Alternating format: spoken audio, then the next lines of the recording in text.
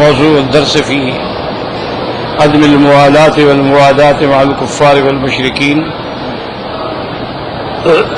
سورة المجادلہ، تفسیر ابن کثیر۔ الحمد للہ رب العالمین، والصلاة والسلام على اشرف الانبیاء وسید المرسلین سیدنا محمد وعلى آلہ واصحابہ اجمعین۔ اللهم صل على سيدنا محمد وعلى آل سيدنا محمد كما صليت على إبراهيم وعلى آل إبراهيم في العالمين إنك حميد مجيد۔ أعوذ بالله من الشيطان الرجيم، بسم الله الرحمن الرحيم۔ إن الذين يحادون الله ورسوله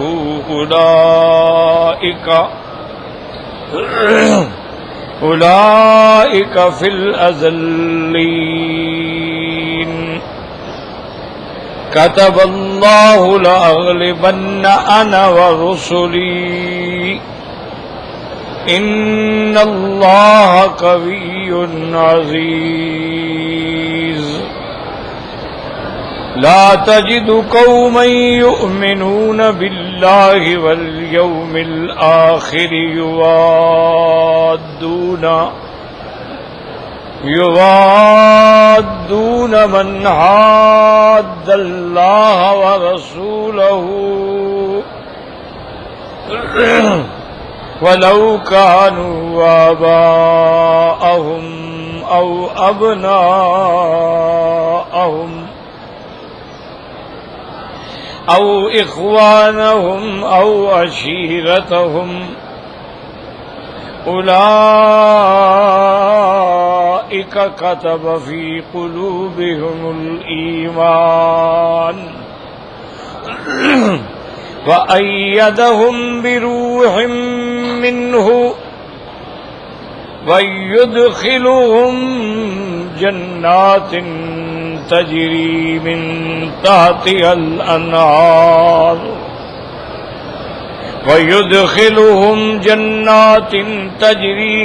تحتها الأنهار خالدين فيها رضي الله عنهم ورضوا عنه أولئك حزب الله ألا إن حزب الله هم المفلحون۔ اللہ تبارک و تعالی نے کلام مقدس کی ان آیات مبارکہ میں جو سورۃ المجادلہ کی آیات ہیں، ارشاد فرمایا کہ جو لوگ اللہ کے رسول کی مخالفت کرتے ہیں انہیں کو اللہ تبارک و تعالی نے اذلین میں، ذلت والوں میں رکھا ہے۔ اور اس کے بعد اللہ تبارک و تعالی نے فرمایا کہ کتب اللہ نے یہ بات تقدیر میں لکھ دی، فیصلہ فرما دیا کہ اللہ تبارک و تعالی فرماتی ہیں لأغلبن انا ورسلی، کہ سب سے بڑا غلبہ اور عزت جو ہے میرے لیے اور میرے رسولوں کے لیے ہے۔ اور اللہ تبارک و تعالی کی ذات جو ہے وہ قوی ہے، وہ عزیز ہے، اس کی کوئی مخالفت معاندت نہیں کر سکتا۔ العزیز الذی لا یمانعہ احد، عزیز کا معنی ہی یہ ہوتا ہے کہ جس میں کوئی غالب ہی نہ آ سکے۔ اب اس کے بعد اللہ تبارک و تعالی نے اگلی آیات میں ارشاد فرمایا ہے کہ لا تجد قوما یؤمنون باللہ ورسولہ یوادون من حاد اللہ ورسولہ، آپ ایسی کوئی قوم نہیں پائیں گے کہ جو اللہ کے رسول سے محبت کرنے والے ہوں وہ اللہ کے دشمنوں سے محبت کریں، چاہے ان کے باپ کیوں نہ ہوں، بیٹے کیوں نہ ہوں، بھائی کیوں نہ ہوں، قبیلہ کیوں نہ ہو۔ جو مومن ہے اس کے دل میں صرف اللہ کی محبت ہو۔ اور یہ ہمیشہ قاعدہ ہے کہ دو ضدین ہیں نا وہ کبھی جمع نہیں ہو سکتی. ایک بات یاد رکھیں، مثلا ابھی رات ہے تو دن نہیں ہو سکتا، اور اگر دن ہوگا تو پھر رات نہیں ہو سکتی. اگر نور ہے، روشنی ہے، تو پھر اندھیرا نہیں ہو سکتا، اور اگر اندھیرا ہے تو پھر روشنی نہیں ہو سکتی.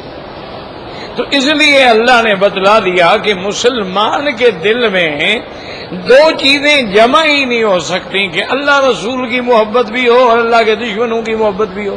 یہ ہو ہی نہیں سکتا، چونکہ یہ ضدین ہیں، نقیضین ہیں، لا یجتمعان، یہ اکٹھے ہو ہی نہیں سکتے. جس کے دل میں اللہ کے رسول کی محبت ہے، اس کے دل میں اللہ کے دشمنوں کی محبت ہو ہی نہیں سکتی، چاہے اس کے باپ ہوں، اولاد ہو، بھائی ہوں، قبیلہ ہو، لیکن اللہ کے سامنے، اللہ کے رسول کے سامنے کچھ بھی نہیں.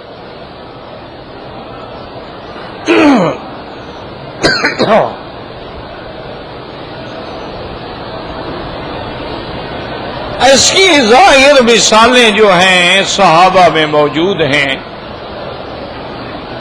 عبداللہ ابن ابی، یاد رکھیں کہ عبداللہ ابن ابی جو ہے وہ رئیس المنافقین ہے، لیکن اس کے بیٹے کا نام بھی عبداللہ ہے. اس کا بیٹا جو ہے عبداللہ وہ پکا مومن ہے.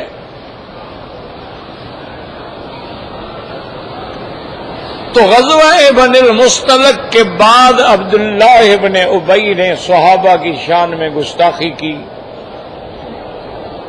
سرکار دو عالم صلی اللہ علیہ وسلم کی شان میں بے ادبی کی، اور اپنے قبائل کو اور اپنی جماعت کو بلا کے کہا کہ کمال ہے، ہم لوگوں نے ان کو مدینے میں پناہ دی ہے، ہم نے ان کو ٹھکانہ دیا ہے، ہم نے ان کی مدد کی ہے، اور آج یہ ہمارے اوپر حکومت کرنا چاہتے ہیں.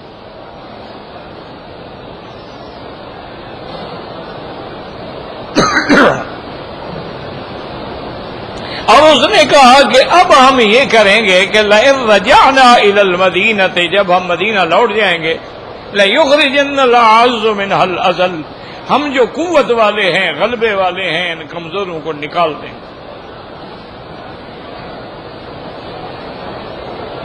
اور اسی نے یہ بھی کہا تھا کہ اپنی جماعت سے کہ لا تنفقوا علی من عند رسول اللہ، حضور کے ساتھ جو صحابہ ہیں، مہاجرین ہیں، ان کو مدد نہ کیا کرو حتی ينفضوا، یہ خود بخود بھاگ جائیں گے. جب اس نے یہ باتیں کی، اور یہ باتیں جو ہیں عبداللہ ابن ابی کے بیٹے کو بھی پہنچی کہ تمہارے باپ نے صحابہ کے بارے میں بھی یہ کہا ہے، اور سرکار دو عالم صلی اللہ علیہ وسلم کی شان میں بھی بے ادبی کی ہے. تو اس نے کہا ٹھیک ہے. اب جب سارے واپس آ گئے تو اس کا بیٹا جو تھا نا وہ تلوار لے کے اپنے گھر کے دروازے پہ کھڑا ہو گیا. اس کا باپ جب آیا عبداللہ ابن ابی تو اس نے کہا کہ کیا بات ہے عبداللہ؟ اس نے کہا واللہ، مجھے اللہ کی قسم ہے، تم نے کہا ہے کہ ہم عزیز ہیں اور محمد مدنی کے ساتھی ذلیل ہیں، جب تک تم یہ نہ کہو کہ میں ذلیل ہوں اور وہ عزت والے ہیں، میں تمہیں گھر میں قدم نہیں رکھنے دوں گا، میں گردن تیری اڑا دوں گا تلوار سے.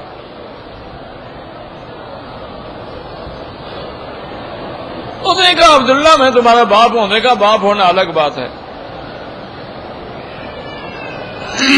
لوگ کٹھے ہو گئے، انہوں نے بھی کہا کہ تمہارا باپ. نے کہا باپ کا کیا معنی ہے جب وہ حضور کا گستاخ ہے؟ تو میں تو فیصلہ کر چکا ہوں، میں نے قسم کھا لی ہے کہ یا تو یہ اپنے الفاظ واپس لے اور اقرار کرے کہ اللہ کے رسول کے ساتھی عزت والے ہیں اور میں ذلت والا ہوں، ورنہ میں نہیں جانے دوں گا. حتیٰ کہ اس کے باپ نے اقرار کیا، الفاظ واپس لیے، پھر اس کے بیٹے نے راستہ چھوڑا، تو اللہ نے فرمایا چاہے ان کا باپ بھی ہو، جہاں اللہ رسول کی محبت ہو وہاں کچھ بھی نہیں ہوتا۔ اور اسی طرح ابی عبیدہ بن الجراح رضی اللہ تعالی عنہ امین هذه الامہ، جن کا لقب تھا کہ حضور کی امت کے امین ہیں، جنگ بدر میں ابی عبیدہ بن الجراح کے سامنے اس کا باپ آیا، اس نے تلوار مار کے گردن اڑا دی۔ تو اللہ کے قرآن کی اس آیت کا مصداق جو ہے وَلَوْ كَانُوا آبَاءَهُمْ، یہ صحابہ ہیں محمد مصطفیٰ کے صلی اللہ علیہ وسلم۔ حضرت سیدنا ابی بکر صدیق رضی اللہ تعالی عنہ کے ساتھ دو واقعے پیش آئے۔ ایک دفعہ ان کے باپ ابی قحافہ نے سرکار دو عالم کی شان میں گستاخی کی، تو اتنا با ادب با حیا صدیق جو ہے اٹھے اور تھپڑ مارا باپ کے منہ پہ، کہا تشتم رسول اللہ ہے، کہا خبردار تم حضور کی شان میں گستاخی کرتے ہو، ابھی تو میں نے تمہیں تھپڑ مارا ہے، اگلی دفعہ تیری گردن اڑا دوں گا میں۔ ابھی قحافہ حق بک رہ گئے کہ ابو بکر یہ تم نے کیا کیا؟ اس نے کہا کیا کیا بنائے؟ اللہ رسول کے خلاف کوئی گستاخی نہیں۔ اسی طرح جنگ بدر میں حضرت ابو بکر صدیق رضی اللہ تعالی عنہ نے ساتھیوں سے تمنا کی کہ آج میرا بیٹا جو ہے وہ جنگ بدر میں کافروں کے ساتھ مل کے لڑنے کے لیے آیا ہے، خدا مجھے موقع دے، میرا بیٹا ہے، میں اس کی گردن اڑا دوں کہ وہ محمد مدنی کا دشمن بن گیا ہے۔ حضور کو پتہ لگا تو حضور نے روک دیا، آپ نے فرمایا متینا بنفسک یا ابی بکر، ٹھہرو یار، تم ایک نوجوان سے کیسے لڑ سکتے ہو، تم رہنے دو اپنے آپ کو۔ انہوں نے کہا اللہ یا رسول اللہ، بیٹا ہو کوئی ہو، جب آپ کا دشمن ہے ہمارا دوست کیسے ہو سکتا ہے؟ تو اس لیے علماء اور مفسرین نے لکھا ہے کہ وَلَوْ كَانُوا آبَاءَهُمْ أَوْ أَبْنَاءَهُمْ، بیٹے بھی ہوں تو یہ ابو بکر صدیق کا بیٹا سامنے ہے اور وہ قتل کے لیے تیار ہے۔ تو اس آیت کا مصداق بھی اصحاب رسول اللہ ہیں۔ اس کے بعد اللہ تبارک و تعالی نے فرمایا کہ باپ ہوں، بیٹے ہوں یا بھائی ہوں، تو علماء نے لکھا ہے کہ اس آیت کا مصداق بھی صحابہ ہیں کہ حضرت عمر رضی اللہ تعالی عنہ نے اپنے رشتہ دار عائص بن ہشام وائل بن ہشام کو قتل کیا، اور حضرت علی، حضرت حمزہ رضوان اللہ علیہم اجمعین نے عتبہ عتیبہ ابن شیبہ ربیعہ کو قتل کیا۔ تو اخوانہم اور عشیرتہم کے مصداق بھی اصحاب رسول اللہ ہیں صلی اللہ علیہ وسلم کے سامنے اگر بھائی آ گیا، اگر بیٹا آ گیا، انہوں نے کہا بیٹا بھائی نہیں، جب یہ کلمہ نہیں پڑھتا حضور کا دشمن ہے، پھر ہمارا بھی دشمن۔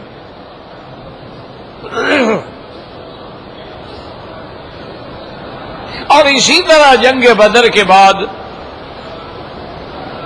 جب اللہ تبارک و تعالی نے مومنوں کو فتح عطا فرمائی، اللہ نے ایمان والوں کو غلبہ عطا فرمایا، اللہ نے اسلام کی عزت رکھی، رحمت دو عالم کی نصرت کے لیے اللہ نے آسمانوں سے فرشتے اتارے، اور کافروں کے بڑے بڑے جو کٹے کافر تھے، جو سردار تھے، جو روسا تھے، جن میں ابھی جہل ملعون بھی تھا، سارے 70 قتل ہو گئے اور 70 قیدی ہو گئے۔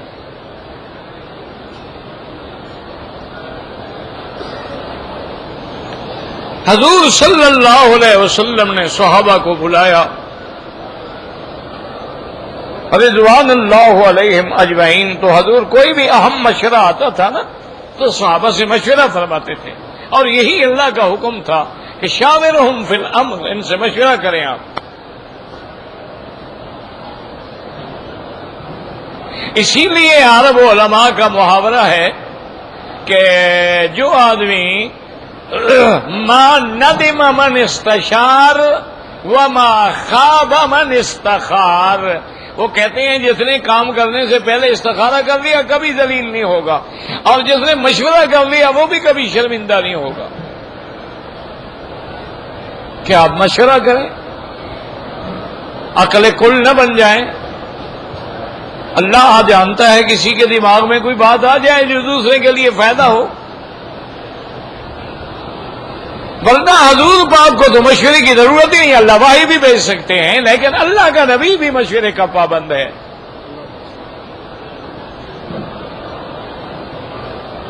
اور حضور صلی اللہ علیہ وسلم کے سب سے زیادہ رائے دینے والے، مشورہ دینے والے جو ہیں وہ حضرت ابی بکر اور حضرت عمر تھے رضی اللہ عنہما. اسی لیے روایات میں ہے کہ وزیر آیا فی الارض ابی بکر و عمر و وزیر آیا فی السماء جبرائیل و میکائیل. حضور نے فرمایا اللہ نے میرے دو وزیر آسمانوں میں بھی بنائے ہیں، زمین میں بھی بنائے ہیں. وہاں جبرائیل و میکائیل مشورہ دیتے ہیں، یہاں ابو بکر عمر مشورہ دیتے ہیں رضی اللہ عنہما. اور اسی طرح بات یاد رکھیں کہ دیکھیں نا حضور کے لاکھوں صحابہ ہیں، اور صحابی ہوتا ہی ہوئی ہے جس کو حضور کی صحبت حاصل ہو. لاکھوں صحابہ میں حضور کا حلیہ مبارک بیان کرنے والے 10 صحابہ ہیں صرف. دیکھا تو سب نے ہے،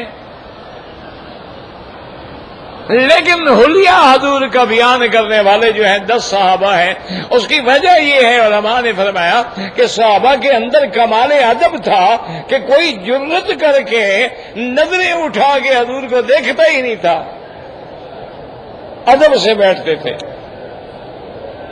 آنکھیں جھکی ہوئی ہوتی تھی.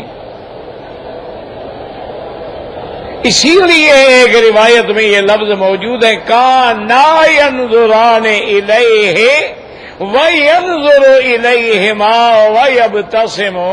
یہ 2 آدمی تھے ابو بکر اور عمر جو حضور کے چہرے کو دیکھتے تھے اور حضور بھی ان کو دیکھ کے مسکراتے تھے. یہ ان کی شان تھی صرف، ورنہ جرت نہیں ہوتی تھی. اس کی وجہ ہے دیکھو نا، سورج کو کون دیکھ سکتا ہے؟ اللہ پھر وہ طاقت دے نا دیکھنے والی. کون سراج منیر کو دیکھ سکتا ہے؟ تو حضور سے، اور یہ بھی روایات میں موجود ہے کہ اگر کسی رائے پر ابو بکر اور عمر رضی اللہ عنہما دونوں متفق ہو جاتے پھر حضور اور کسی سے نہیں پوچھتے تھے. فرماتے بس اگر تم دونوں متفق ہو تو میرا بھی یہی فیصلہ ہے. اگر اختلاف ہو جاتا تھا پھر حضور اور سے بھی پوچھتے تھے.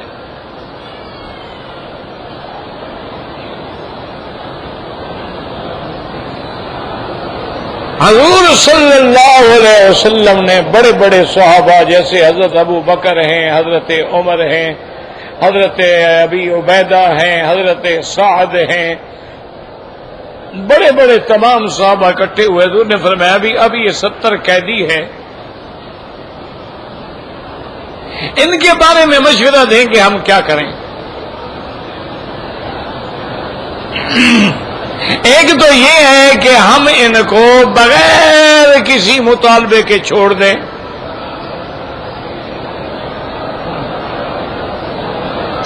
نمبر 2 یہ ہے کہ ہم ان سے فدیہ لیں کہ بھی ہر آدمی اپنا فدیہ ادا کرے تاکہ اس مال سے صحابہ کی مدد ہو جائے اور ان کو ہم چھوڑ دیں.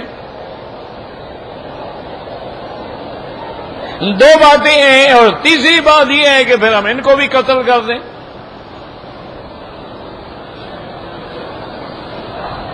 تو یہ 3 مسائل ہیں، ان میں سے آپ کی رائے کیا ہے؟ سیدنا ابی بکر صدیق رضی اللہ تعالی عنہ وارضاہ انہوں نے عرض کیا کہ یا رسول اللہ صلی اللہ علیہ وسلم، میری رائے تو یہ ہے کہ یہ جو قیدی ہیں بہرحال قریش ہیں، ہماری بھی ان سے دور کی قریب کی رشتہ داریاں ہیں، اگر آپ ان سے فدیہ لے لیں کہ ہر آدمی فدیہ ادا کرے تو اس مال سے مسلمانوں کا بھی فائدہ ہوگا اور ان کو فدیہ دینے میں کوئی تکلیف بھی نہیں ہوگی، بڑے لوگ ہیں، اور احسان بھی ہوگا کہ آپ نے ان کی جان بچا دی۔ آپ نے فرمایا ٹھیک ہے۔ حضرت عمر رضی اللہ تعالی عنہ سے حضور نے پوچھا کہ ما رأیک یا عمر تمہاری کیا رائے ہے، ہم اسارہ بدر کے بارے میں کیا کریں؟ حضرت عمر رضی اللہ تعالی عنہ کھڑے ہوئے اور انہوں نے کہا یا رسول اللہ صلی اللہ علیہ وسلم، اگر میری رائے پوچھتے ہیں تو آپ تلوار دیں، حضرت جعفر کو تلوار دیں مجھے، میں اپنے رشتہ داروں کی گردن اڑاتا ہوں، وہ اپنے رشتہ داروں کی گردن اڑا دیں، جب یہ آپ کے دشمن ہیں تو ان سے کیا رعایت ہے؟ اور حضور میرا رائے ہے کہ کفر کا آج آپ بالکل ستیہ ناش کر دیں، ہمیشہ کے لیے قتل کر دیں ان کو، ان کا بیج ہی ختم ہو جائے۔ آپ ان کو چھوڑیں گے یہ پھر آئیں گے مقابلے پہ۔ حضور صلی اللہ علیہ وسلم نے سن لیا۔ حضرت سعد نے بھی وہی رائے دی جو حضرت عمر نے دی۔ حضور صلی اللہ علیہ وسلم مسکرائے بھی اور اپنے ان شان والوں کی مثال بڑی شان والوں سے دی۔ حضور نے فرمایا میرا ابو بکر کی مثال تو ایسے ہے جیسے عیسیٰ علیہ السلام کہ وہ بھی فرماتے تھے اپنے مریدوں کو کہ کوئی تھپڑ مار دے تو دوسرا بھی برداشت کر لو، اور میرا عمر ایسے ہے جیسے موسیٰ علیہ السلام جلال والے تھے کہ اللہ نطمس علی اموالہم واشدد علی قلوبہم فلا یؤمنوا حتی یروا العذاب العلیم، کہ یا اللہ اپنے فرعون کو طاقت دی ہے، دولت دی ہے، تباہ کر دو ان کے مال کو۔ تو فرمایا عمر میں جلال ہے اور ابو بکر میں جمال ہے، لیکن آپ نے فرمایا کہ عمر میری رائے بھی یہی ہے جو ابو بکر کی ہے۔ تو حضرت عمر نے کہا یا رسول اللہ آپ کی رائے کیا، آپ کا تو حکم ہے، آپ جو فرمائیں گے، ہم تو غلام ہیں۔ ایک رائے پوچھی، ہم نے رائے دے دی، فیصلہ تو آپ نے کرنا ہے۔ حضور نے فرمایا فدیہ لے لو اور چھوڑ دو۔ اور اللہ کی شان دیکھیں کہ اسی فدیے میں اور اسی موقع پر حضور صلی اللہ علیہ وسلم کے داماد بھی گرفتار تھے، اور جب فدیہ آیا تو اس فدیے کے اندر ایک ہار آیا۔ حضور کی بیٹی نے اپنے خامد کو چھڑانے کے لیے جب بھیجا، وہ زیور بھیجے اور چیزیں بھی بھیجی تو ان میں ہار بھیجا۔ جب حضور نے وہ ہار دیکھا فبکا رسول اللہ صلی اللہ علیہ وسلم، حضور رو پڑے۔ صحابہ نے پوچھا کہ یا رسول اللہ لما بکیتا؟ فرمایا انی تذکرت خدیجہ تھا، یہ وہ ہار ہے جو خدیجہ نے بیٹی کو شادی پہ دیا تھا، آج میں نے خدیجہ کا وہ ہار دیکھا تو میرے آنسو نکل آئے، اگر تم سارے صحابہ معاف کر دو تو میں یہ ہار واپس کر دوں، کیونکہ یہ تو تمہارا حق ہے، اب یہ تو اب فدیہ ہے، مال سب میں سارے صحابہ شریک ہیں، اگر تم سارے راضی ہو جاؤ تو میں واپس کر دوں۔ انہوں نے کہا رسول اللہ واپس کر دیں، تو حضور پاک نے وہ ہار واپس کر دی۔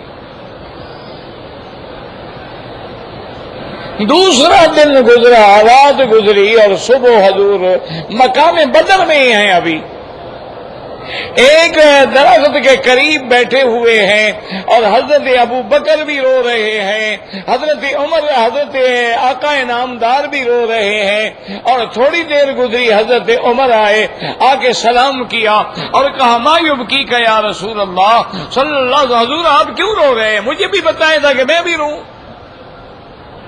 میں آپ کے غم میں شریک ہو جاؤں۔ آپ نے فرمایا عمر لو نزل العذاب لما نجا منها عمر و سعد، اس درخت کے قریب گویا عذاب آیا، اللہ نے ٹال لیا، اگر وہ عذاب نازل ہو جاتا تو عمر بچتا اور سعد بچتا اور کوئی نہ بچتا۔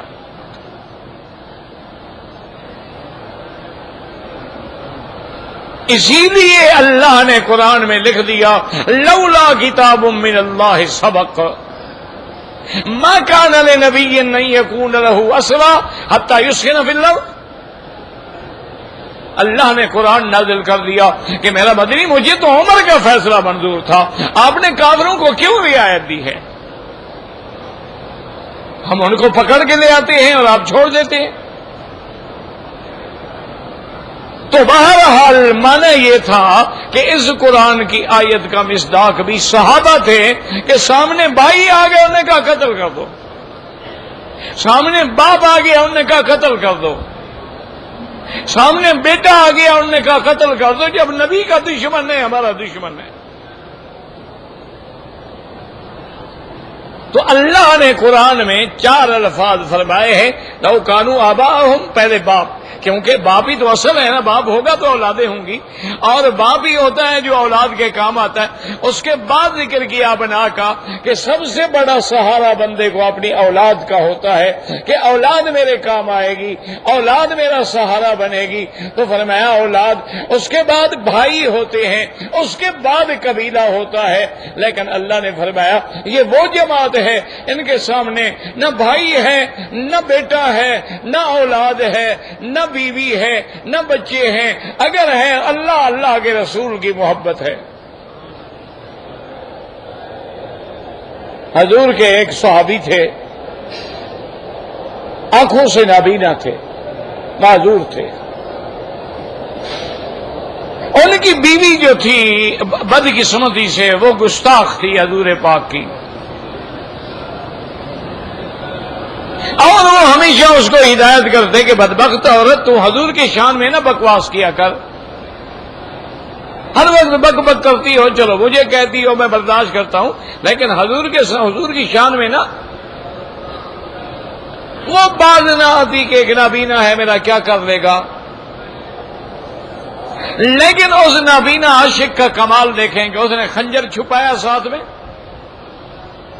اور ایک رات بڑے پیار سے محبت کے ساتھ اپنی بیوی کے ساتھ بستر پہ لیٹ گیا، پیار کرتا رہا، بڑی پیاری پیاری باتیں کرتا رہا، جب تسلی ہو گئی کہ میری بیوی لیٹ گئی ہے، اب اس کو نیند کا بھی غلبہ ہو رہا ہے، بس چھلانگ لگائی، سینے پہ چڑھا اور خنجر مار مار کے ٹکڑے کر دیا، اور وہی خنجر لیے ہوئے ایک ساتھی کو لے کے دربار نبی میں حاضر ہو گیا، یا رسول اللہ میں بیوی کا قاتل ہوں، یہ میری گردن ہے، جو فیصلہ کرے۔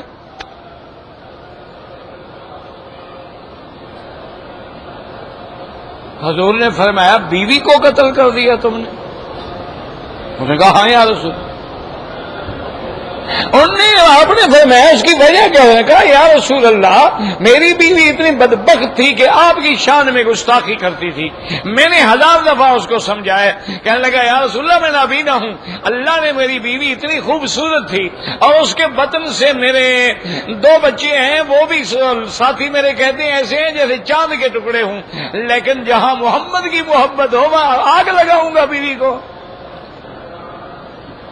انہوں نے کہا حضور میں برداشت نہیں کر سکا، میں نے قتل کر دیا۔ حضور نے فرمایا اللہ کے بندے اب قتل کی سزا تو پھر قتل ہے، کیونکہ یہ تو قرآن ہے، النفس بالنفس، انسان کے بدلے انسان، یہ تو قرآن ہے، وَلَكُمْ فِي الْقِصَاصِ حیات، قصاص میں زندگی ہے، تو اب تو بڑا مسئلہ ہو گیا، تو میں تو پھر قتل ہونا پڑے گا۔ اس نے کہا حضور میں تو خود آ گیا ہوں، مجھے کوئی ڈر نہیں قتل ہونے میں، میں آپ کی شان کے لیے اگر قتل ہو جاؤں گا تو کیا ہو گیا؟ آپ کیوں تردد فرما رہے؟ حکم دیں، میری گردن حاضر ہے۔ حضرت عمر بیٹھے تھے، انہوں نے کہا واللہ یا رسول اللہ، انہوں نے کہا یا رسول اللہ، اللہ کی قسم ہے مجھے اس کی گردن نہیں ماری جائے گی اس بدبخت کے بدلے میں جو گستاخ رسول ہو۔ رسول کیوں مارے ہم اس کو؟ حضور نے فرمایا عمر کیا کہہ رہے ہو، گستاخ رسول ہے، اللہ سزا دے گا، اس نے کیوں قتل کر دیا؟ انہوں نے کہا لا یا رسول اللہ، ایسی گستاخ عورت کے قتل میں ہم اپنے ساتھی کو، اپنے بھائی کو، عاشق رسول کو قتل کر دیں؟ ابھی باتیں ہو رہی تھی، اللہ نے قرآن نازل کر دیا فلا وربک لا یؤمنون حتی یحکموک فیما شجر بینہم۔ محمد مدنی جو تیرے فیصلے پہ نہ رہے وہ مومن ہیں ہی نہیں، وہ کافر ہیں، مر گئے تو اچھا ہوا، اس کا خون حدر ہے، اس کا کوئی بدلہ نہیں۔ اللہ نے فرمایا، حضور نے فرمایا صحابی تیری گردن تو اللہ نے بچا دی بھائی، تیری گردن تو بچ گئی۔ اس نے کہا حضور میری گردن بچ جائے نہ بچ جائے، میں نہیں برداشت کر سکتا کہ حضور کا کوئی گستاخ ہو اور میں خاموش رہوں۔ اسی لیے شیخ الاسلام ابن تیمیہ رحمہ اللہ تعالی نے، جن کو تم وہابی اور نجدیوں کا امام کہتے ہو، انہوں نے سب سے پہلے وہ کتاب لکھی ہے الصارم المسلول فی شاتم الرسول، کہ جو سرکار مدنی کی شان میں گستاخی کریں وہ زندیق ہیں، مرتد ہیں اور واجب القتل ہیں۔ تمہارے حلوہ کھانے والوں نے نہیں لکھی کتاب، یہ وہابیوں نے لکھی ہے، اللہ کی شان ہے۔ اور عظیم کتاب ہے، جتنا اس میں انہوں نے دلائل جمع کیے ہیں رحمت اللہ علیہ۔ تو اس لیے اللہ نے فرمایا میرا مدنی کہ لا تجد قوما یؤمنون باللہ، وہ قوم ایسی ہو نہیں سکتی ہے اللہ پر ایمان ہو، آخرت پر ایمان ہو، پھر دوستی رکھیں ان سے جو اللہ کے رسول کے مخالف ہوں۔ ولو كانوا آباءهم او ابناءهم او اخوانهم او عشیرتهم، اور یہ مومن جو ہے یعنی صحابہ، اولئک کتب فی قلوبہم الایمان، اللہ نے ان کے دلوں میں ایمان کو جما دیا ہے، وأیدہم بروح منہ، اور اللہ نے ان کی تائید فرمائی ہے۔ اب روح سے مراد جبریل بھی ہے اور روح سے مراد اللہ کی رحمت بھی ہے، روح و ریحان، اور ان کے لیے میرا مدنی اللہ نے یدخلہم جنات تجری من تحتها الانہار، اللہ ان کو ایسے باغوں میں داخل کریں گے جن کے نیچے نہریں بہ رہی ہیں، خالدین فیہا، یہ ہمیشہ ان میں رہیں گے، رضی اللہ عنہم، اللہ ان سے راضی ہو گیا۔ اور بڑا مقام دیکھو صحابہ کا، اللہ فرماتے ہیں میں اصل بات تو یہ ہے نا اللہ راضی ہو جائے، اللہ نے فرمایا نا میں بھی راضی ہو گیا، یہ بھی راضی ہو گئے ہیں مجھ سے۔ مقام صحابہ دیکھو، اللہ فرماتے ہیں رضی اللہ عنہم، اللہ ان سے راضی ہو گیا، ورضوا عنہ، اور یہ بھی اللہ سے راضی ہو گئے۔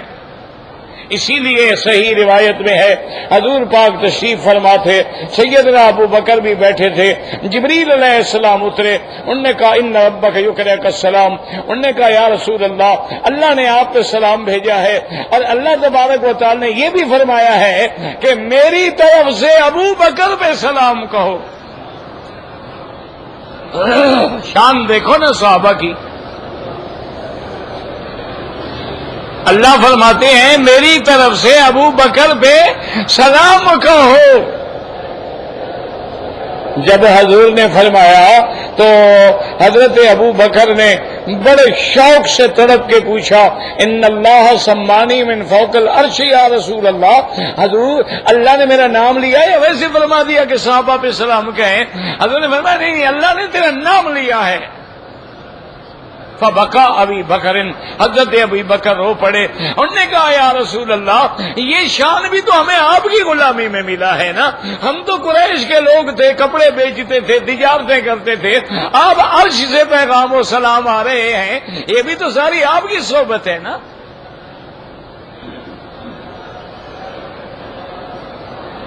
اور اس کے بعد جبریل نے کہا حضور ابھی آپ نے پورا پیغام اللہ کا نہیں پہنچایا. اللہ فرماتے ہیں ابو بکر سے کہو انی راض عنکا، ابو بکر میرا سلام بھی ہے اور میرے رضا بھی، سن لو میں تم سے راضی ہوں،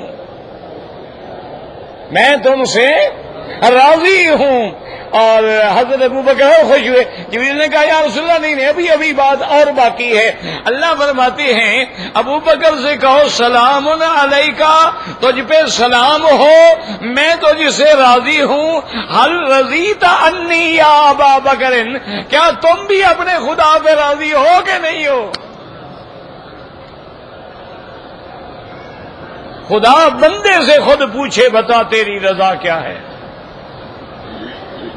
اس لیے حضرت ابی بکر نے کہا رضی تو ربی رضی تو ربی رضی تو ربی، یا اللہ میں راضی ہوں، میں راضی ہوں، میں راضی ہوں. تو اس لیے یہ صحابہ کی شان ہے. رضی اللہ عنہم و رضوا عنہ. اچھا اسی سے استدلال کر کے امام شافعی رحمت اللہ علیہ نے بڑی بات کی ہے. انہوں نے کہا یاد رکھو جو صحابہ کو برا کہتا ہے مانا وہ صحابہ پہ راضی نہیں ہے، اور جن پہ اللہ راضی ہو اور وہ راضی نہ ہو تو اس سے بڑا کفر کیا ہوگا. اللہ فرماتے ہیں میں راضی ہوں، وہ کہتے نہیں میں ناراض ہوں. تو اس کا معنی یہ ہے کہ اللہ کی اس قرآن کی آیت کا مخالف ہے. اسی لیے امام شافعی رحمت اللہ علیہ نے فرمایا کہ 3 جماعتیں ہیں پوری دنیا میں، والسابقون الاولون من المہاجرین والانصار والذین اتبعوهم بإحسان رضی اللہ عنہم ورضوا عنہ. اللہ فرماتے ہیں 3 جماعتیں ہیں میرے مدنی کی، ایک مہاجر اور ایک انصار. تو امام شافعی فرماتے تھے بھئی ہم اب تو نہ مہاجر بن سکتے ہیں نہ انصار بن سکتے ہیں، وہ تو دونوں گزر گئے. باقی کون ہیں؟ والذین اتبعوہم، جو مہاجرین و انصار کی پیروی کرنے والے ہیں اور پیروی بھی اخلاص کے ساتھ بے احسان، ان پہ اللہ راضی ہوگا. فرمایا اب تم سوچ لو کہ تم مہاجر و انصار کی پیروی کرنے والے ہو یا مخالفت میں ہو. اگر مخالفت میں ہو تو پھر جہنم میں ٹھکانہ بنا لو.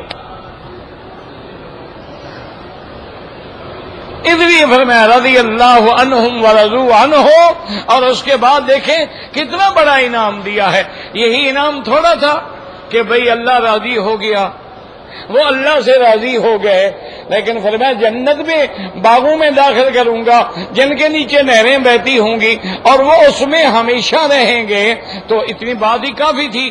لیکن فرمایا نہ صرف یہ نہیں، اولئک حزب اللہ، یہی تو میری پارٹی ہے، یہی تو میری جماعت ہے، یہ اللہ کی جماعت ہے. جیسے وہ کون تھے؟ اولئک حزب الشیطان، وہ شیطان کی پارٹی تھی، یہ اللہ کی پارٹی ہے. ان کا نتیجہ خاسرون تھا. ان کا نتیجہ کیا ہے؟ الا ان حزب اللہ هم المفلحون، کہ جو اللہ کی جماعت ہے وہی کامیاب ہے، وہی فائزون ہیں، وہی آخرت میں کامیاب ہونے والے ہیں. اللهم اجعلنا منهم ومعهم واجعلنا من الفائزين ولا تجعلنا من الخاسرين برحمتك يا ارحم الراحمين.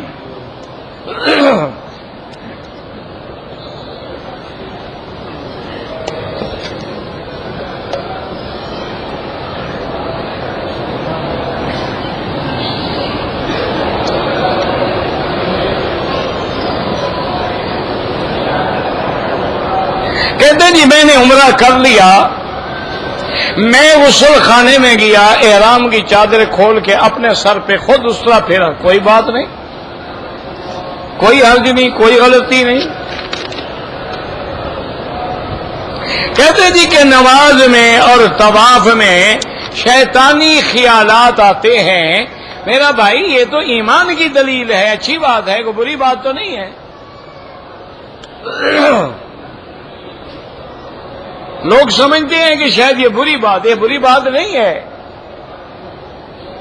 حضرت ابو بکر رضی اللہ تعالی عنہ سے ایک یہودی نے پوچھا اور کہا کہ یا ابی بکر رضی اللہ عنہ، کیا وجہ ہے کہ تمہارے مسلمان جو ہیں جب نماز پڑھتے ہیں تو ان کے غلط غلط خیالات آتے ہیں، ہم یہودی لوگ جب اللہ کی عبادت کرتے ہیں اور کوئی خیال ہمیں نہیں آتا؟ تو حضرت ابی بکر رضی اللہ تعالیٰ عنہ نے فرمایا کہ بھئی اگر ایک گھر میں دو کمرے ہیں، ایک کمرہ ہے اس میں نقدی ہے، سونا ہے، چاندی ہے، زیور ہے، اور ایک کمرہ بالکل خالی ہے، تو ڈاکو کہاں ڈاکہ ڈالے گا؟ اس نے کہا جہاں سونا چاندی ہے۔ انہوں نے کہا تمہارے دل ایمان سے خالی ہیں، شیطان کو ڈاکہ ڈالنے کی ضرورت ہی نہیں ہے، وہ جانتا ہے کہ جہنمی پارٹی ان پہ محنت کرنے کی کیا ضرورت ہے۔ جن کے اندر ایمان ہے ان کو وسوسہ ڈالے گا نا، وہاں جا کے نقب لگائے گا۔ تو یہ تو ایمان کی دلیل ہے، اس میں گھبرانا تو نہیں چاہیے۔ تو اچھی بات ہے کہ شیطان ہمارا دشمن ہو رہا ہے اور ہم اللہ کے کام میں اور بڑھ رہے ہیں، وہ اسی لیے ہمیں مساوس ڈالتا ہے۔ آنے دو وسوسے، اللہ کی نماز کی برکت سے خود بخود بیٹھ جائیں گے۔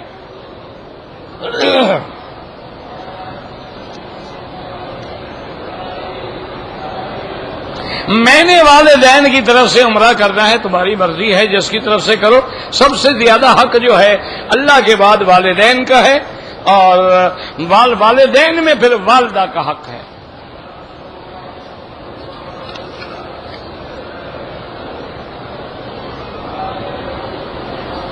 میں مکے میں رہتا ہوں، میری فیملی پاکستان سے آئے گی، بالکل احرام باندھ کے آئیں گے، وہ میقات ہے، بغیر احرام کے آئیں گے دم پڑ جائے گا۔ کہتے جی کہ اگر کچھ دن کے بعد عمرہ کریں، بابا عمرہ 1 گھنٹہ لگے گا، 1 گھنٹے کے بعد صحبت کر لینا، گرمی تو 1 رات میں نکل جائے گی، ان کو عمرے سے تو معروم نہ کرو نا۔ کیا وہی ایئرپورٹ پہ ملنے کا ارادہ ہے کیا؟ اگر احرام باندھ کے آ جائیں کتنی دیر لگے گی؟ طواف کریں گے، صفا مروہ دوڑیں گے، بال کٹائیں گے، فارغ ہو کے حلال ہو گئی۔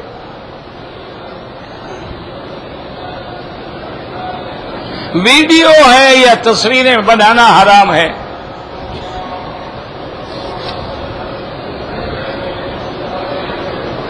مکے میں رہنے والے اگر مدینہ جائیں واپسی پہ احرام لازمی ہے، میقات ہے، ٹھیک ہے، مکے میں رہنے سے شریعت معاف ہو گئی آپ پر، پھر تو آپ کو نماز بھی نہیں پڑھنی چاہیے، مکے میں رہتے ہیں نا آپ، روزہ بھی نہیں رکھنا چاہیے، مکے میں رہتے ہیں آپ، یہ کیا بات ہے؟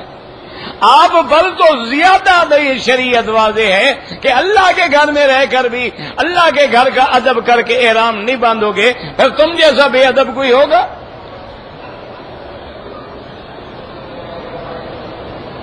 جدے میں رہنے والا مدینے جاتا ہے، اس کے لیے کوئی عمرہ نہیں، وہ واپس جدے آ رہا ہے، مکے نہیں آ رہا۔ احرام ہے جب مدینہ منورہ سے سیدھا مکہ آئے تب احرام ہے۔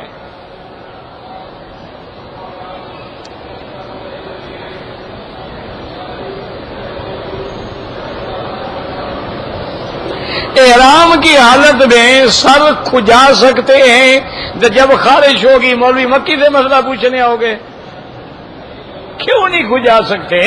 احرام میں کوئی سزا ہو گئی ہے ہمیں؟ کھجا سکتے ہیں، کیا ہو گیا؟ کوئی بال ٹوٹ جائے کیا ہوتا ہے؟ کچھ بھی نہیں، مانا ہے بال خود نہ کاٹو، بال خود نہ توڑو، خارش ہو جائے کھجا لیں، یہ کیا ہے؟ کہتے ہیں جی کہ تبلیغی جماعت والے ہمیشہ فضائل اعمال پڑھتے ہیں اور کوئی کتاب نہیں پڑھتے۔ اچھا، فضائل اعمال بھی پڑھتے ہوں تو اس میں احادیث رسول اللہ ہے، تو کیا ہو گیا ہے؟ اعمال کی فضیلت جمے گی تو عمل کریں گے نا، جب دل میں اعمال کی فضیلت جمے نا، عمل کیسے کرو گے؟ یعنی اللہ نے تمہیں اعتراض کرنے کے لیے پیدا کیا ہے کہ لوگوں کے عیب ڈھونڈتے رہو، کیڑے نکالو، اگر کیڑے نہ نکلیں ان سے تو خود کیڑے ڈالو۔ عجیب بات۔ کہتے تھے کہ مولانا زکریا رحمت اللہ علیہ نے جب فضائل اعمال لکھی تو ان کا دماغ خراب تھا، یعنی جو حدیثیں لکھے ان کا دماغ خراب ہے، اور جو اعتراض کرے یہ بڑا صحیح دماغ ہے۔ یہ تو وہی بات ہوئی نا کہ ایک سکھ کو کسی نے کہا کہ بھئی سکھوں کے جب 12 بجتے ہیں نا سکھ پاگل ہو جاتے ہیں۔ اس نے کہا کس نے کہا ہے؟ اس نے کہا جی یہ کتاب ہے، اس میں لکھا ہوا ہے۔ اس نے کہا اچھا مجھے دو، میں کتاب پڑھوں گا۔ وہ سکھ کتاب لے کے چلا گیا، اس نے پڑھا۔ دوسرے دن وہ بندہ آیا، دیکھا تو کتاب کو رسی ڈال کے لٹکایا ہوا ہے اور جوتے مار رہا ہے، اور گھڑی پہ 12 بجے ہوئے ہیں۔ تو اس نے کہا یہ کیا ہو رہا ہے؟ اس نے کہا تم نے کہا سکھوں کا 12 بجے دماغ خراب ہو جاتا ہے، میں نے کتاب پڑھی ہے، اس میں لکھا ہے، لیکن بتاؤ میرا دماغ خراب ہے۔ اس نے کہا گھڑی بھی دیکھ لو، اپنا کام بھی دیکھ لو، کیا کر رہے ہو؟ کہتے ہیں ہاں بات معلوم ہوتا ہے کتاب والے نے سچ لکھی تھی، میرا دماغ ہی خراب تھا۔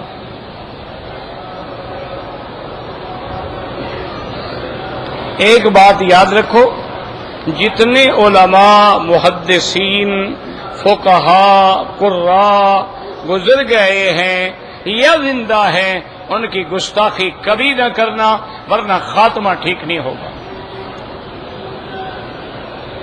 اللہ کے نبی کا فرمان ہے اور فرمان الہی ہے کہ من عادی ولیا فقد آذنتہ بالحرب، جو میرے ولی کا دشمن ہوگا اللہ فرماتا ہے میرے ساتھ جنگ کرے گا،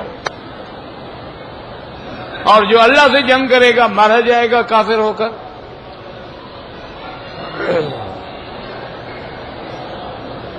کہتا جی کو مسلمان کافر جو ہے مسلمان ہو جائے، ختنہ ضروری ہے، سنت ہے، نہ کرے تو کوئی اسلام کو تو کوئی دھکا نہیں لگے گا۔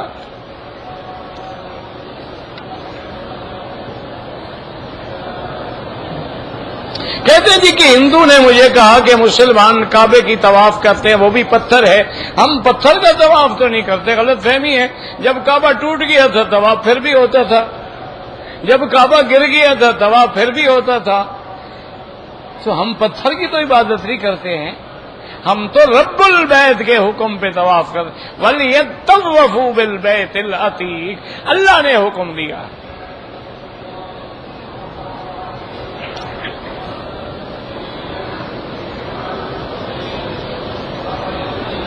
کہتے ہیں جی کہ ہمارے ملک میں جب رمضان شریف کا ختم ہوتا ہے مٹھائی تقسیم کرتے ہیں، بالکل بدعت ہے۔ جب صحابہ قرآن ختم کرتے تھے مٹھائی کی دکان پہ جاتے تھے، لڈو لے کے آتے تھے، بدعت ہے، رواج بن گیا ہے، رواج ہے، اس کا اسلام سے، حدیث قرآن سے کوئی تعلق نہیں۔ تعویذ نہیں باندھنا چاہیے، کیونکہ جب باندھنے کی اجازت بعض علماء کہتے ہیں کہ اگر قرآن کی آیت ہے یا حدیث رسول اللہ ہے اس کا تعویذ باندھنا جائز ہے، اگر کوئی انتر منتر جنتر ہے تو وہ حرام ہے، لیکن بہتر یہی ہے کہ آدمی نہ باندھے، کیونکہ جب راستہ کھلے گا تو آدمی کھڑے ہونے کی جگہ دیتا نا تو بیٹھ ضرور جائے گا، پھر تعویذ باندھنے کی عادت ہو جائے گی، پھر ہر قسم کا تعویذ باندھے گا۔ اب تو ماشاء اللہ جناب تعویذوں کا کاروبار ہے۔ وہ میرا بھی دوست تھا، بہت بڑے پیر تھے، فوت ہو گئے، اللہ مغفرت کرے۔ تو میں ایک دفعہ ان کے شہر میں گزر رہا تھا، اتفاق سے خیال آ گیا، میں نے کہا یار چلو گرمی کا موسم ہے، پیر صاحب کا پتہ کرتے ہیں، پیر صاحب ہے تو گپ شپ کرتے ہیں۔ پتہ کیا انہوں نے کہا جی وہ شمس محل میں بیٹھے ہیں، بہت بڑا آدمی تھا۔ میں گیا، خیر بڑا خوش ہوا، ملا، میں نے دیکھا کہ وہ باغ تھا اس کے محل کے باہر، ہر درخت کے نیچے 2-3 لڑکے بیٹھے ہیں، تعویذ لکھ رہے ہیں۔ میں نے کہا پیر صاحب یہ کیا چکر ہے؟ اور ایک ہی قسم کا تعویذ، ان کا 15 کا تعویذ ہوتا تھا، 15 اس کو کہتے تھے، یعنی یوں گنو تو 15 اور یوں گنو تو 15 اور یوں گنو تو 15 اور یوں گنو تو 15، وہ بس وہی نقشہ بنا رہے تھے۔ میں نے کہا پیر صاحب یہ کیا ہے؟ انہوں نے کہا مکی صاحب روز جو 1000 مرید آئے تعویذ لینے کے لیے، میں اگر خود لکھوں تو میری انگلیاں نہ ٹوٹ جائیں گی، میں یہ سکول کے لڑکے بلا لیتا ہوں، ان کو 5-5 روپے دیتا ہوں، 2-4 ہزار تعویذ لکھ دیتے ہیں، میرا ہفتہ گزر جاتا ہے، پھر میں بلا لیتا ہوں۔ میں نے کہا حضرت جی ایک ہی تعویذ ہے؟ انہوں نے کہا ہاں نکاح کے لیے بھی یہی ہے، طلاق کے لیے بھی یہی ہے۔ میں نے کہا پیر صاحب یہ کیا مطلب؟ اس نے کہا مکی صاحب دیکھیں بات یہ ہے کام تو اللہ کرتا ہے، ہم جس کو بھی توعید دیتے ہیں نا، جس کا کام ہو جائے قدرت میں کرنا ہو وہ ہمارا پکا مرید ہو گیا، اور جس کا کام نہ ہو ہم نے کہا تم مولوی مکی کی تقریر سنتے ہو وہابی ہو اس لیے فائدہ نہیں ہوا، جس کا کام نہ ہو وہ تمہارے کھاتے، جس کا کام ہو جائے ہمارا مرید۔ باقی ہم نے کہا مکی صاحب ایک ڈھاؤں ہے رچایا ہوا ہے، کیا توعید ہے کیا بات ہے، سب چلا۔ اللہ والے جو تھے یاد رکھیں ان کی تو اللہ زبان میں بھی برکت دیتے تھے۔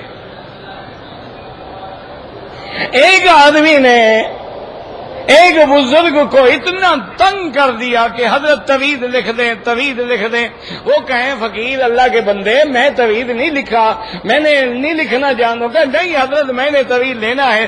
جب تنگ کیا تو انہوں نے ایک کاغذ لیا، اس پہ کچھ لکھا، لکھنے کے بعد لپیٹا اور اس کو دے دیا کہ بھائی ٹھیک ہے یہ جا کے گھر میں رکھ دو انشاءاللہ تمہارا کام ہو جائے گا۔ اس نے جا کے گھر میں رکھا، اللہ کی شان 2 دن کے بعد کام ہو گیا۔ اس نے کہا یار حضرت نے کوئی ایسا توعید لکھا ہے ہمیں اس کو محفوظ رکھنا چاہیے۔ کھول کے دیکھا تو لکھا تھا کہ یا اللہ میں کچھ جانتا نہیں، تیرا بندہ مانتا نہیں، آگے تیری مرضی، کہ یا اللہ میں کچھ جانتا نہیں لیکن تیرا بندہ مانتا نہیں، آگے تیری مرضی ہے۔ حضرت مرزا مظہر جان جانا رحمت اللہ علیہ جو بہت بڑے ولی اللہ گزرے ہیں، وہ ہمیشہ تعویذ لکھتے تھے، ہر چکند او کند بندہ عاجز چکند، جو کرتے ہو آپ کرتے ہو، تیرا بندہ کیا کر سکتا ہے، لکھتے تھے جاؤ لے جاؤ کام ہو جاتا۔ اللہ والوں کی کلام میں برکت ہوتی ہے، پھر لوگوں نے تعویذ کو کاروبار بنا دیا ہے۔ اب تو ماشاءاللہ جناب تعویذوں کے ریٹ ہیں، کون سا تعویذ لینا ہے آپ؟ انا للہ و انا الیہ راجعون۔ اگر رکن یمانی پہ ہم جائیں، موقع ملے ہاتھ لگانے کا تو کہو اللہ اکبر وللہ الحمد، موقع نہ ملے تو اشارے کی ضرورت نہیں ہے۔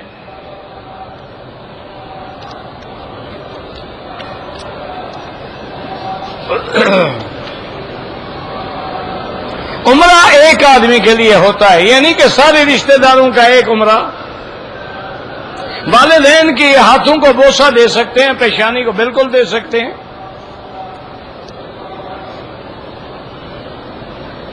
کہتے جی کہ لوگ اگر تھوڑا اور آگے ہو جائیں آپ کے، ہم اور قریب انشاءاللہ امام کعبہ اور امام مسجد نبوی جتنے امام ہیں الحمدللہ یہ علماء ہیں، اور اللہ نے ان کو خود عالم بنایا ہے، لیکن فقہی مسئلہ ہو تو احمد ابن حنبل رحمت اللہ علیہ کی فقہ کو لیتے ہیں۔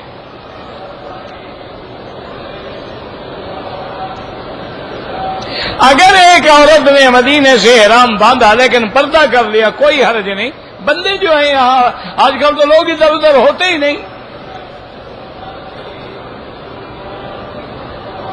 میت کے ساتھ جو جاتے ہیں انہیں زور زور سے کلمہ پڑھنا چاہیے؟ بالکل نہیں۔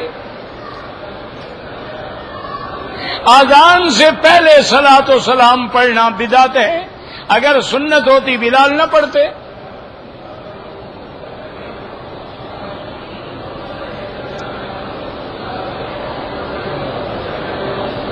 ایک آدمی کو ہم نے ویزے کے لیے رقم دی، وہ غائب ہو گیا، اچھا کیا، جب تم برا کام کر رہے تھے اس نے ڈبل برا کر لیا۔ تم بھی تو بے شرا کر رہے تھے نا، ویزے بکتے ہیں خریدے جاتے ہیں۔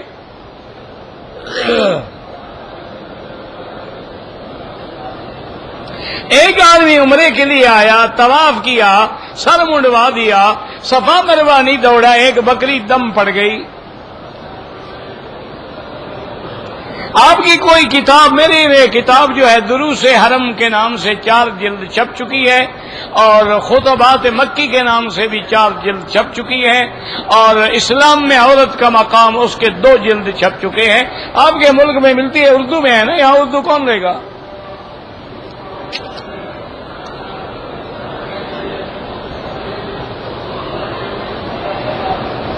طواف کیا، صفا مروہ دوڑا، بعد میں 2 رکعت طواف کی پڑھی، کوئی بات نہیں۔ میں نے اپنے سر کے بال اتارنے سے پہلے اپنی بیوی کے بال کاٹے، کوئی حرج نہیں۔ میلاد منانا بدعت ہے، انگوٹھے چومنا بدعت ہے، نماز کے بعد کھڑے ہو کے کلمہ پڑھنا بدعت ہے، جنازے کے ساتھ کلمہ پڑھنا بدعت ہے، جنازے کے بعد میلہ کرنا بدعت ہے، ایک مجھ سے کم داڑھی رکھنا خلاف سنت ہے۔ ڈاکٹر ذاکر نائک کا کون سا فرقہ ہے، اس سے پوچھو، مجھے کیا پتا ہے۔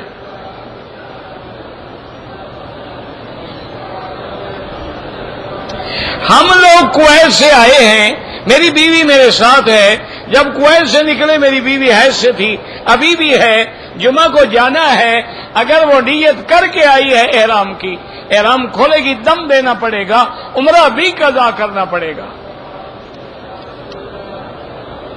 طواف میں درود شریف پڑھیں، بالکل پڑھیں۔ احرام میں چپل پہنے سلی ہوئی، بالکل پہنے۔ لگاتار 2-3 طواف کر کے بعد میں 2 رکعت پڑھیں، بالکل جائز ہے۔ مجھے چھٹی نہیں ملتی ہے تو چھٹی کے بغیر نہ جائیں، آپ نوکری کریں، جب چھٹی ملے پھر دین کا کام کریں۔ اس زمانے میں بھی ایک غلام کے آزاد کرنے کا ثواب ہے۔ جنت کے قرب مانا تھا کہ جنت کا داخلہ ہو اور جہنم سے دوری ہو۔ ایک آدمی نے عمرہ کیا ہے، طواف صفا کر لیا، بال نہیں کٹوائے، بال بھی کٹوائے اور ایک بکری دم بھی ادا کرے۔